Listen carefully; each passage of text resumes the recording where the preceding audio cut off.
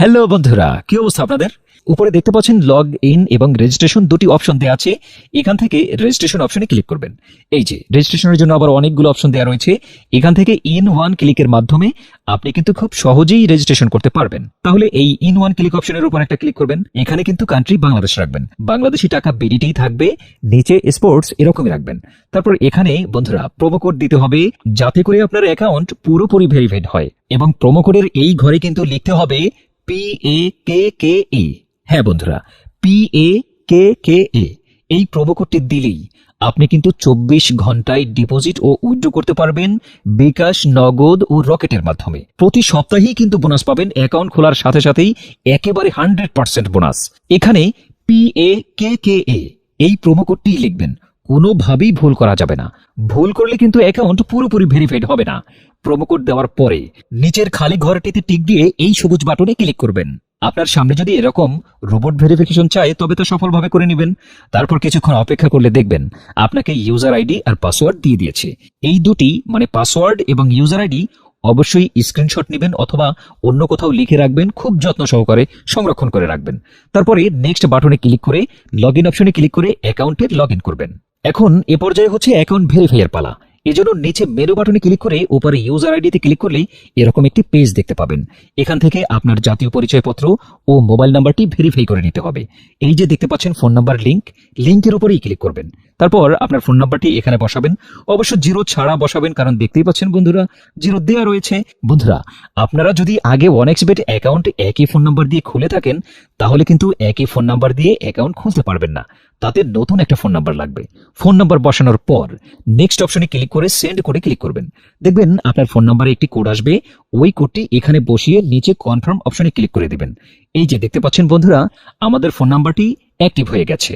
এখন enter details এখানে একটা ক্লিক করবেন। এখানে আপনার জাতীয় পরিচয়পত্রের তথ্যের সাথে মিল রেখে সঠিকভাবে সব তথ্য পূরণ করবেন। এখানে আপনার নামের প্রথম অংশটি লিখবেন, তারপর এখানে আপনার নামের শেষ অংশটি লিখবেন, তারপর এখানে আপনার জন্ম তারিখটি লিখবেন, প্রথমে সাল, তারপর মাস ও তারিখ লিখবেন। প্লেস অফ বার্থ অর্থাৎ আপনি কোথায় জন্মগ্রহণ করেছেন তা লিখবেন। তারপর রিজিয়নে সিলেক্ট করে এখান থেকে বাংলাদেশ সিলেক্ট করবেন। তারপর সিটিতে ঢাকা, রেসিডেন্স অ্যাড্রেসে আপনার জেলাটি লিখে দেবেন। ডকুমেন্ট টাইপ সিলেক্ট করে এখান থেকে ন্যাশনাল আইডি কার্ড সিলেক্ট করবেন। এখানে সিরিজের ঘরে 1 লিখে দিবেন। ডকুমেন্ট নাম্বারের এখানে আপনার জাতীয় পরিচয়পত্রের নাম্বারটি বসাবেন। আর আপনার যদি জাতীয় পরিচয়পত্র না থাকে তাতেও কোনো সমস্যা নেই, মোবাইল নাম্বারটি বসিয়ে দেবেন।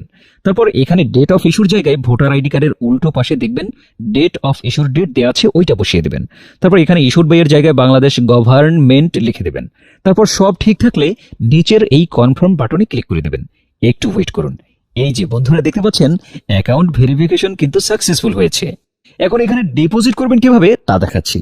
ডিপোজিট করার জন্য এই যে এখানে ডিপোজিট অপশনের উপরে একটা ক্লিক করবেন। তারপর আপনার সামনে এরকম একটা পেজ আসবে। এখানে নগদ, রকেট, বিকাশ সহ আরো বিভিন্ন মাধ্যমে ডিপোজিট করতে পারবেন। তো আমি আপনাদের দেখিয়ে দিচ্ছি কিভাবে নগদের মাধ্যমে ডিপোজিট করবেন। তো এখানে নগদ অপশনের উপর একটা ক্লিক করবেন। ক্লিক করার পরে প্রথমে এখানে দেখতে পাচ্ছেন মিনিমাম 300 টাকা ডিপোজিট করতে পারবেন। মানে এখানে সর্বনিম্ন 300 টাকা থেকে আপনার যত ইচ্ছে তত টাকাই ডিপোজিট করতে পারবেন।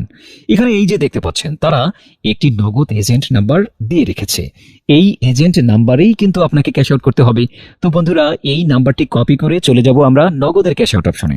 তো দেখতে পাচ্ছেন আমাদের ক্যাশ আউট কিন্তু সফল হয়েছে। এখন বন্ধুরা দেখতে পাচ্ছেন ক্যাশ আউট করার পর তারা আমাদের একটা ট্রানজ্যাকশন আইডি দিয়েছে। এখান থেকে এই ট্রানজ্যাকশন আইডিটি কপি করে চলে যাবেন সেই আগের অপশনে। যাওয়ার পর এই যে উপরে আপনি যত টাকা ক্যাশ আউট করেছিলেন তা লিখবেন।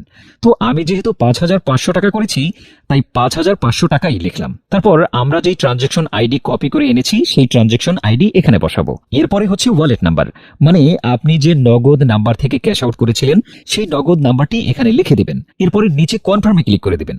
কনফার্মে ক্লিক করার পর আপনাদের সামনে ডিপোজিট সাকসেস নামে এরকম একটা লেখা আসবে। তারপরে বুঝতেই পারছেন বন্ধুরা আপনাদের ডিপোজিট রিকোয়েস্ট সফলভাবে কিন্তু তাদের কাছে পৌঁছে গিয়েছে। তারপর 5 থেকে 10 মিনিট পর দেখবেন আপনার অ্যাকাউন্টে আপনার টাকাটা যোগ হয়ে গিয়েছে।